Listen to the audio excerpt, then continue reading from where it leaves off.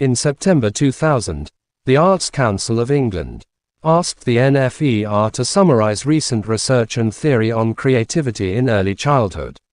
The work entailed a selective review of research and theory published between 1988 and 2000 and resulted in a briefing paper on the subject. 1.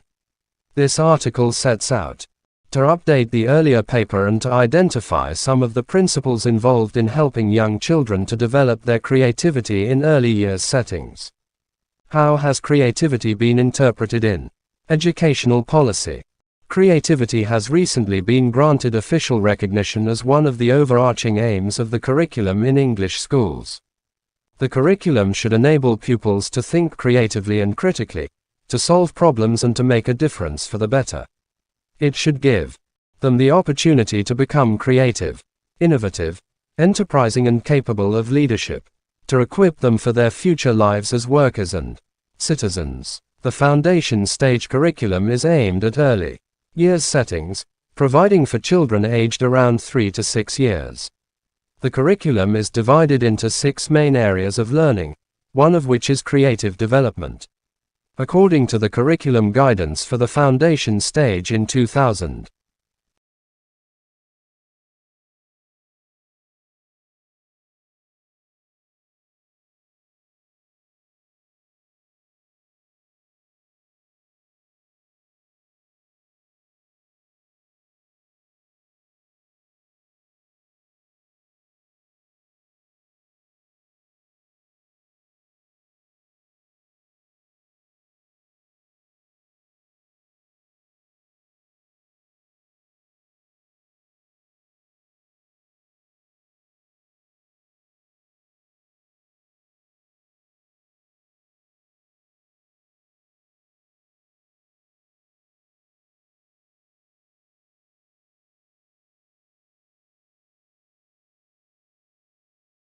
In 2014, I migrated to England and began my teaching profession as a cover teacher for reception and KS1.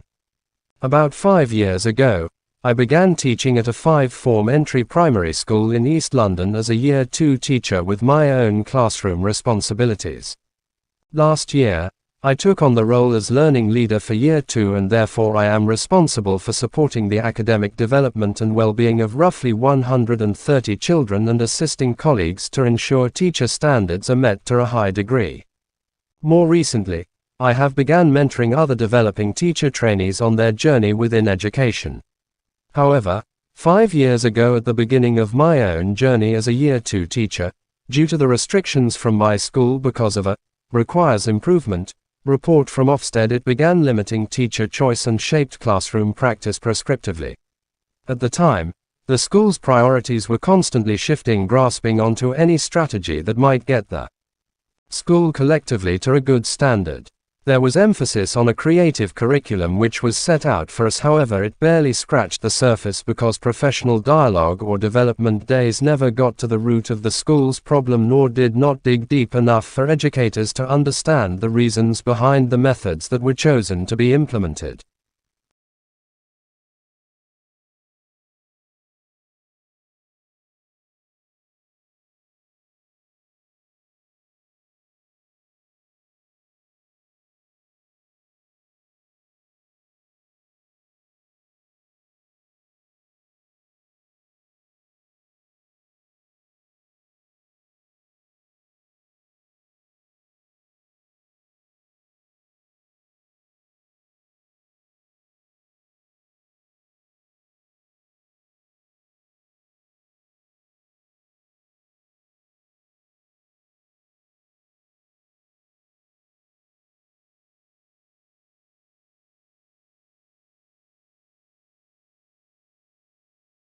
Many technologies have promised these qualities, but few have been commercially viable. What's been lacking is the performance data needed to demonstrate that these technologies are durable, genuinely environmentally beneficial, and suitable to be insured. Over the past 13 years, our Department of Architecture and Civil Engineering has led on research into straw as a low-impact building material. This work, which has included developing a unique straw bale panel as well as scientific monitoring and testing, has now culminated in crucial industry certifications. The BMTRADA's Q-Mark certification guarantees a straw building's energy efficiency, fire safety, durability and weather resilience, and means that developers and homebuyers can now get insurance and mortgages for straw homes and buildings. The innovative straw walls in the new houses provide 2 times more insulation than required by current UK building regulations. Based on monitoring a residential straw bale development in Leeds, fuel bill reductions up to 90% can be expected. The walls have been built using model technology, prefabricated panels consisting of a wooden structural frame infilled with straw bales or hemp and rendered with either a breathable lime-based system or ventilated timber or brick cladding. This technology combines the lowest carbon footprint and the best operational CO2 performance of any system of construction currently available. In fact, as an agricultural co-product, straw buildings can be carbon negative as straw absorbs CO2 when it grows.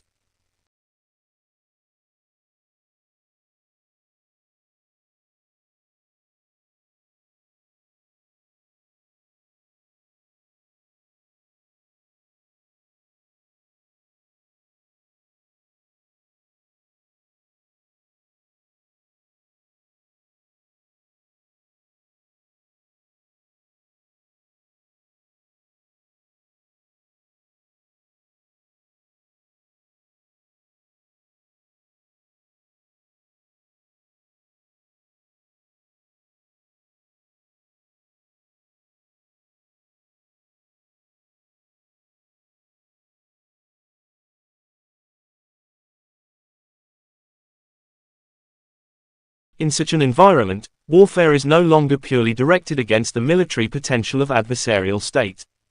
It is rather directed at infiltrating all areas of their societies and to threaten their existences. The comparatively easy access to weapons of mass destruction, in particular relatively and low-cost biological agents, is of key concern.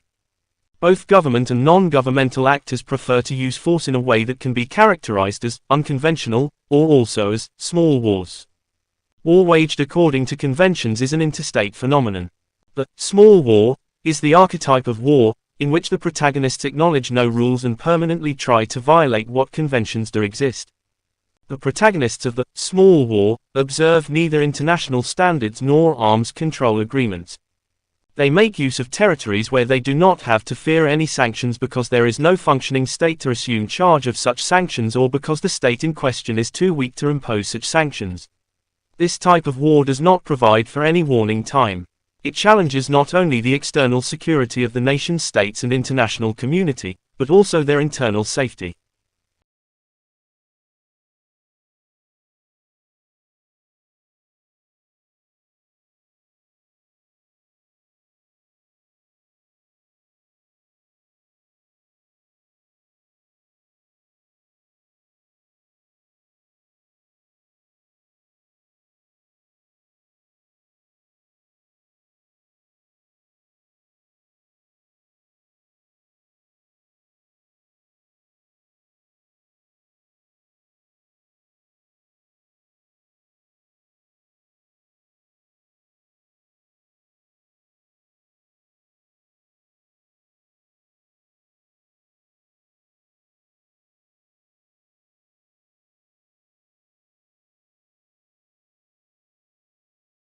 The leader can define or clarify goals by issuing a memo or an executive order, an edict or a fatwa or a tweet, by passing a law, barking a command, or presenting interesting idea in a meeting of colleagues. Leaders can mobilize people's energies in ways that range from subtle, quiet persuasion to the coercive threat or the use of deadly force. Sometimes a charismatic leader such as Martin Luther King Jr. can define goals and mobilize energies through rhetoric and the power of example. We can think of leadership as a spectrum, in terms of both visibility and the power the leader wields. On one end of the spectrum, we have the most visible, authoritative leaders like the President of the United States or the Prime Minister of the United Kingdom, or a dictator such as Hitler or Gaddafi. At the opposite end of the spectrum is casual, low-key leadership found in countless situations every day around the world, leadership that can make a significant difference to the individuals whose lives are touched by it. Over the centuries, the first kind, the out in front, authoritative leadership has generally been exhibited by men. Some men in positions of great authority, including Nelson Mandela, have chosen a strategy of leading from behind. More often, however, Top leaders have been quite visible in their exercise of power. Women, as well as some men, have provided casual, low-key leadership behind the scenes. But this pattern has been changing, as more women have taken up opportunities for visible, authoritative leadership.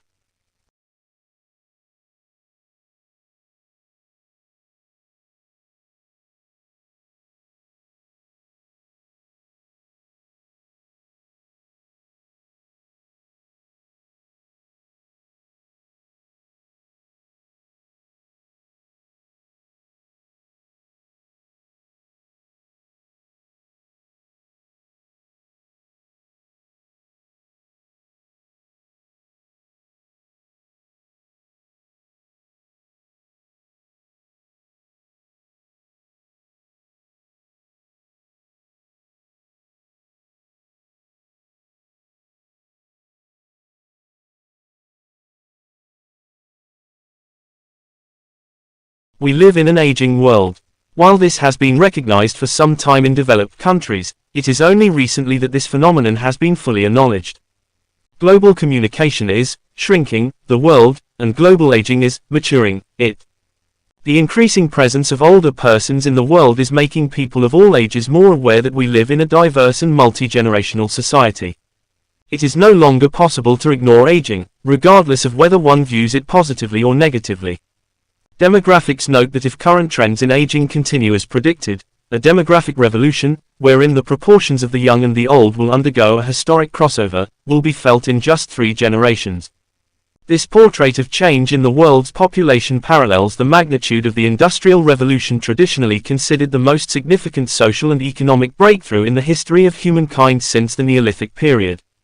It marked the beginning of a sustained movement towards modern economic growth in much the same way that globalization is today marking an unprecedented and sustained movement toward a global culture. The demographic revolution, it is envisaged, will be at least as powerful. While the future effects are not known, a likely scenario is one where both the challenges as well as the opportunities will emerge from a vessel into which exploration and research, dialogue and debate are poured. Challenges arise as social and economic structures try to adjust to the simultaneous phenomenon of diminishing young cohorts with rising older ones,